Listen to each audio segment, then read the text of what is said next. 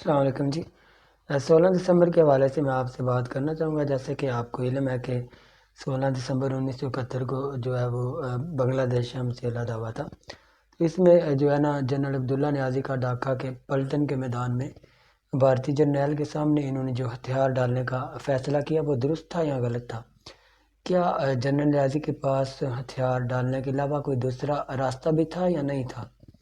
کیا جنرل نیازی کو ہتھیار ڈالنے کا براہ راست حکم دیا گیا تھا؟ اور اگر ان کو کوئی ایسا حکم دیا گیا تھا تو اس کی قانونی حیثیت کیا تھی؟ یہ وہ چند بنیادی سوالات ہیں جو ہمارے ذہن میں آتے ہیں، اور یہ وہ سوال ہیں جو ہر سال 16 دسمبر کو زندہ ہو جاتے ہیں اور ہمارے دل و دماغ پر چابک بن کے برستے ہیں کوڑوں کی طرح۔ حمود الرحمن کمیشن رپورٹ نے ان سوالات کا جواب دیا۔ اس رپورٹ کے کچھ حصے مختلف مواقع پر شائع ہوتے رہے ہیں، جیسا کہ آپ کو پتہ ہے بھارتی پریس میں کچھ ٹکڑے اس کے چھپے تھے۔ ہمارے ہاں بھی کسی نے یہ رپورٹ کتابی شکل میں ترجمہ کر کے شائع کی تھی، مگر اس رپورٹ کے ترجمے کے ساتھ مسئلہ یہ ہے کہ اس کا کوئی نہ سر ہے نہ اس کا کوئی پیر ہے۔ پتہ ہی نہیں چلتا تھا کہ رپورٹ کا کون سا حصہ رپورٹ کے اوپر مشتمل ہے اور کون سا حصہ جو ہے وہ مترجم نے اپنا جو ہے نا تبصرہ اس پہ کوٹا ہے۔ بالآخر اب لاہور کے ایک اشاعتی ادارے نے مکمل اور مستند متن کے ساتھ یہ رپورٹ شائع کی ہے، اور یہ رپورٹ 545 صفحات پہ مشتمل ہے۔ یہ رپورٹ ہر اس شخص کو پڑھنی چاہیے جو مطالعہ پاکستان کے کنویں سے باہر نکل کر پاکستان کی درست تاریخ جاننے کی جس کے اندر کریاسٹی پائی جاتی ہے۔ تو بہرحال یہ رپورٹ صرف سقوط پاکستان کے واقعات کا احاطہ نہیں کرتی بلکہ سن 47 سے لے کر ملک ٹوٹنے تک کی پوری تاریخ بیان کرتی ہے۔ یہ کس طرح سے ملک کی ساری تاریخ بیان کرتی ہے یہ تو رپورٹ پڑھنے کے بعد پتہ چلے گا۔ بہرحال 26 دسمبر 1971 کو چیف جسٹس حمود الرحمن کی سربراہی میں بنائے گئے اس کمیشن نے قریباً 6 ماہ میں یہ رپورٹ تیار کی، جو بذات خود ایسا کارنامہ ہے جس پر جو ہے وہ معزز جج صاحبان علیحدہ سے ایک تمغے کے حقدار بنتے ہیں میری نظر میں۔ اس زمن میں کمیشن کے گواہوں کے بیانات بھی قلم بند کرنے کے لیے 57 اجلاس بلائے اور 213 لوگوں سے انہوں نے پوچھ گچھ کی۔ ان کے بیانات پر مشتمل 4000 صفحات ٹائپ کروائے اور لاتعداد سرکاری دستاویزات کا مطالعہ کرنے کے بعد اور اس کی عرق ریزی سے یہ رپورٹ لکھی، جس میں ہر اس سوال کا جواب موجود ہے جو ممکنہ طور پر کسی بھی پاکستانی کے دماغ میں آ سکتا ہے۔ بہرحال اگر ہم مطالعہ پاکستان کے علاوہ بھی کسی کتاب کا مطالعہ کریں تو رپورٹ پڑھنے کے بعد کوئی بھی شخص یہ رائے قائم کرنے پہ مجبور ہو جائے گا کہ اس دستاویزات کے جو ہر لفظ ہیں وہ پوری چھان پھٹک اور دیانتداری سے لکھے گئے ہیں۔ جتنی رپورٹ میں نے جو ہے وہ پڑھی ہے اس سے میں تو اسی نتیجے پہ پہنچا ہوں کہ یہ تجویز کا فائدہ تو کوئی نہیں، مگر پھر بھی جو ہے یہ تجویز دینے میں کوئی حرج نہیں ہے، کیونکہ اس طرح کی باتوں میں ہمیں کوئی دلچسپی تو ہے نہیں ہے۔ اس رپورٹ کو کم از کم میری نظر میں BA کے نصاب میں تو ہونا چاہیے، کیونکہ جس تیزی سے ہم جہالت کی طرف گامزن ہے، ہمارا سفر دن بدن تیزی سے یہ جاری ہے۔ اس بات میں کوئی شک نہیں کہ آئندہ آنے والے چند سالوں میں اب BA کے طالب علموں کو بھی یہ بتانا پڑ جائے کہ کبھی جو ہے وہ بنگلہ دیش بھی پاکستان کا حصہ ہوا کرتا تھا، کیونکہ آج کی جنریشن جو ہے وہ ٹوٹلی فیس بک اور اس طرح کے میڈیا کے اوپر جو ہے وہ سوشل میڈیاز کے اوپر ڈیپینڈ کرتی ہے۔ تو بہرحال یہ رپورٹ پڑھنے کے بعد یہ سوال پیدا ہوتا ہے کہ جنرل نیازی کے اس بیان کی جو ہے وہ کمیشن نے پڑتال کی اور ان کو پاکستان آرمی ایکٹ کے حوالہ دفعہ 34 اور دفعہ 24 کا حوالہ دیا، جس میں بتایا گیا کہ عملاً کسی قانونی حکم کو نہ ماننے کی صورت میں ایک افسر کو کیا سزا دی جا سکتی ہے۔ کمیشن یہ لکھتا ہے کہ اصل سوال یہ ہے کہ کیا ایسے حالات تھے جن میں ہتھیار ڈالنے کا حکم تھا؟ اگر ایسا کوئی حکم دیا گیا تھا تو قانونی طور پہ درست تھا یا غلط تھا؟ یہاں کمیشن نے مینول آف پاکستان ملٹری لا کا بھی حوالہ دیا ہے، جو ہمیں یہ بتاتا ہے کہ قانونی حکم سے مراد ایسا حکم ہے جو بالکل واضح انداز میں کسی فرد کو دیا گیا ہو، اور جس شخص کو وہ حکم دیا جائے وہ اسے بجا لانے کا اہل بھی ہے یا نہیں ہے۔ اب یہاں پہ جو سوال بنیادی پیدا ہوتا ہے وہ یہ ہے کہ جو commander in chief general Yahya Khan تھے، محاذ جنگ سے ہزاروں میل دور بیٹھے ہوئے تھے۔ اس جنگ کی جو بھی تفصیل انہیں ملی وہ جنرل نیازی کے ذریعے ملی۔ اکیلے جنرل نیازی کو ہی مکمل فوجی حالات کا علم تھا یا کسی دوسرے جو جرنیل ہیں وہاں پہ جو تھے ان کو بھی علم تھا جو اس وقت مشرقی پاکستان میں موجود تھے؟ کمیشن نے کہا کہ اگر سپریم کمانڈر جو جنگ کے اصل مارکے سے دور بیٹھ کر ہتھیار ڈالنے کا حکم اگر آپ کو دے بھی ڈالے اور وہ خود موقع کے اوپر کمانڈر کی رائے میں حالات کے مطابق وہ درست نہ ہو تو ایسا حکم جو ہے وہ غیر قانونی تصور ہوگا. ضروری نہیں ہے کہ وہ ان کا حکم بجا لائیں اور وہ اس پر عمل کرنے کا بھی پابند نہیں ہوگا. اب آگے چل کے کمیشن نے صرف قانونی بحث ہی نہیں کی بلکہ دیگر اعلیٰ فوجی افسران کے بیانات کی روشنی میں بھی یہی طے کیا کہ قانونی حکم جو ہوتا ہے اس کو ماننے کی آڑ میں ہتھیار ڈالنے کا جنرل نیازی کا فیصلہ درست نہیں تھا.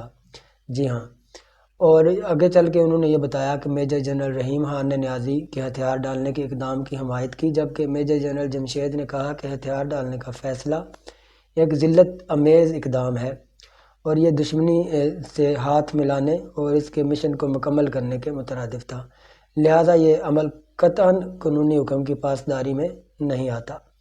لیکن ظاہر ہے جن لوگوں کی اس وقت فوج پہ مناپلی تھی انہیں کا حکم چلنا تھا. یہاں پہ میجر جنرل قاضی عبد المجید نے کہا کہ اگر مجھے ایسا کوئی حکم دیا جاتا تو میں وہ حکم نہ مانتا. بلا خوف تردید یہ بات کہہ سکتا ہوں کہ جنرل نیازی ہتھیار ڈالنا چاہتے تھے. جی ہاں، اس وقت جنرل نیازی ہتھیار ڈالنا چاہتے تھے اور میجر نذر حسین شاہ کا بیان سب سے زیادہ دلچسپ ہے. انہوں نے کہا کہ آرمی ایکٹ کی روح سے ہتھیار ڈالنے کا حکم دینا کہیں سے بھی قانونی حکم نہیں، کیونکہ کوئی بھی قانون کسی فوجی کو دشمن کے سامنے ہتھیار ڈالنے کی اجازت ہی نہیں دیتا. یہ کتنی بڑی انہوں نے بات کی ہے، چاہے آپ شہید ہو جائیں مر جائیں ہتھیار نہیں آپ ڈال سکتے. اور میجر شاہ نے کہا کہ جس لمحے کوئی کمانڈر ہتھیار ڈالنے کا فیصلہ کرتا ہے اسی لمحے وہ اپنی فوج کے کمانڈر سے دستبردار ہو کر دشمن سے ملی بھگت کرنے کا مرتکب ہو جاتا ہے، یعنی کہ ایک قسم کا وہ دشمن کی صفوں میں شامل ہو کے اپنے ہی ملک کے خلاف لڑتا ہے. اس کا مطلب یہ ہے کہ اگر جنرل یا نے ہتھیار ڈالنے کا کوئی حکم دیا تھا تو وہ اسی لمحے وہ کمانڈر نہیں رہے تھے جس کا حکم قانونی سمجھ کر مانا جاتا رہا. اور کمیشن لکھتا ہے کہ اگر جنرل نیازی ہتھیار نہ ڈالتا اور بلاخر ایک باعزت جو ہے وہ فیصلہ ہو جاتا تو آج کوئی بھی جنرل نیازی کو اس بات پر الزام ان کے اوپر نہ ڈالتا کہ اس نے ہتھیار ڈالے ہیں. بہرحال یہ ان کا اپنا موقف تھا، انہوں نے ہتھیار ڈالے، انہوں نے حکم مانا، لیکن قانونی حکم کیوں نہیں مانا؟ کمیشن نے یہ نتیجہ نکالا کہ ہتھیار ڈالنے کا کوئی بھی حکم ہر حال میں ایسا نہیں ہوتا کہ کمانڈر اسے قانونی مان کر عمل کرنے پہ مجبور ہو جائے، جیسا کہ میں نے آپ کو اوپر بتایا کچھ دوسرے جنرلز کی رائے. اور مشرقی پاکستان کے اصل حالات کے تناظر میں دیا گیا حکم قانونی نہیں تھا بلکہ غیر قانونی تھا. جب جنرل یحییٰ خان نے کہا تو جنرل نیازی کو کہنا چاہیے تھا کہ میں آپ کا یہ حکم نہیں مانتا. کمیشن نے ایک اور بات کی اہم جو ہے وہ نشاندہی بھی کی کہ اس وقت مشرقی پاکستان میں جو صورتحال تھی اس کے تناظر میں ہتھیار پھینکنے کا کوئی حقیقی وجہ کم از کم اس لمحے تک نہیں تھی جس وقت یہ فیصلہ ہوا، بلکہ کمیشن کی جو میں آپ کو جو فائنڈنگز ہیں اس کے مطابق میں بتاتا ہوں کہ کمیشن کے بقول یہ بات جنرل نیازی نے بھی تسلیم کی، گو کہ جو پیغامات اس وقت موصول ہو رہے تھے ان سے یہی لگتا تھا جیسے بھارتی فوج ڈھاکہ کے مضافات میں پہنچ گئی ہے، مگر حقیقت اس کے بالکل جو ہے وہ برعکس تھی. بہرحال یہ تو تھی ہماری کچھ تاریخ، اور بھارتی فوج کو ڈھاکہ پر مکمل قبضہ کرنے کے لیے مزید 2 ہفتے درکار تھے اس وقت انہوں نے جب ہتھیار ڈالنے کا فیصلہ کیا. کمیشن نے یہ لکھا ہے کہ ہم سمجھتے ہیں کہ جنرل نیازی نے ڈھاکہ پر بمباری کی بھارتی دھمکی کو بڑھا چڑھا کر پیش کیا، حالانکہ بھارت ایسی کوشش کبھی نہ کرتا کیونکہ بھارت تو اس وقت جو ہے وہ بنگالیوں کے لیے نجات دہندہ بن کر آیا تھا اور وہ ڈھاکہ پر بمباری کا رسک کیسے لے سکتا تھا. اب یہ خود سوچیں، جس کے نتیجے میں ہزاروں شہریوں کی جانیں ضائع ہوتی اور ہونے کا خطرہ بھی تھا. ان تمام حالات کے تناظر میں اگر ہم ٹھنڈے دماغ سے سوچیں تو کمیشن نے رائے قائم کی کہ جنرل نیازی کا یہ کہنا درست نہیں کہ اس کے پاس سوائے ہتھیار ڈالنے کے علاوہ کوئی آپشن نہیں تھا. اور دوسری بات یہ ہے کہ ایک سائیڈ پہ ہم اس کا ماتم کر رہے ہوتے ہیں کہ بنگلہ دیش ہم سے الگ ہو گیا اور 16 دسمبر جب بھی آتی ہے تو بنگالی جو ہے نا جشن منا رہے ہوتے ہیں. کمیشن نے جو فیصلہ کیا سو کیا، بہرحال تاریخ نے بھی یہی فیصلہ دیا. آج کوئی شخص بھی جنرل نیازی کو ہتھیار ڈالنے کے جرم کا دفاع نہیں کرتا، چاہے کوئی فوجی ہو چاہے کوئی سویلین ہو. سچی بات یہ ہے کہ وطن کی مٹی کی حفاظت کرتے ہوئے ہتھیار ڈالنے کا اختیار کسی کے بھی پاس نہیں ہوتا، چاہے وہ آپ کو کوئی جو آرمی چیف کہے یا آپ کا کمانڈر یا چاہے سپاہی کے پاس 2 ہی راستے ہوتے ہیں، یا وطن کے دفاع میں شہید ہو جائے یا آخری لمحے تک لڑتے ہوئے گرفتار ہو جائے. ہتھیار ڈالنے کا کسی قانون میں کوئی جواز ہی نہیں ہے. بہادری کی کئی داستانیں 1971 میں ہمارے فوجیوں نے قائم کی ہیں، مگر ان بہادری کی داستانوں کا کبھی ذکر نہیں آیا. اس کی وجہ یہ ہے کہ وہ سارے کی ساری بہادری کی داستانیں جنرل نیازی کی بزدلی کے تلے دفن ہوگی۔ ڈھاکہ کا دفاع کرنا شاید ممکن نہیں تھا، مگر ڈھاکہ کے دفاع میں جان قربان کرنا ممکن تھا۔ یہاں پہ بریو ہارٹ کا ایک مکالمہ یاد آ گیا۔ ہاں، لڑنے کی صورت میں شاید موت تمہارا مقدر بن جائے اور بھاگنے کی صورت میں شاید تم کچھ دن اور زندہ رہ سکو، مگر آج سے کئی سال بعد اپنے آرام دہ بستر پر مرنے کی بجائے اور ان تمام دنوں کے عوض کیا تم یہ سودا کرنا پسند نہیں کرو گے کہ تمہیں ایک موقع ملے اور اس موقع کو صرف ایک موقع اور تم ایک جو ان رانائی کی طرح واپس آؤ اور اپنے دشمنوں کو بتاؤ کہ تم ہماری جان تو لے سکتے ہو مگر ہماری آزادی کبھی بھی چھین نہیں سکتے۔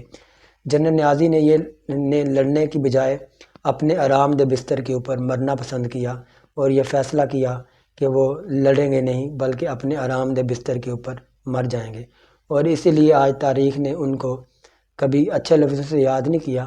اب یہ سارے اسٹیٹسٹک آپ کے سامنے ہیں، آپ خود فیصلہ کریں کہ جنرل نیازی کا ہتھیار ڈالنے کا فیصلہ ٹھیک تھا یا کہ اگر وہ لڑتے تو وہ ہمارے لیے اچھا رہتا۔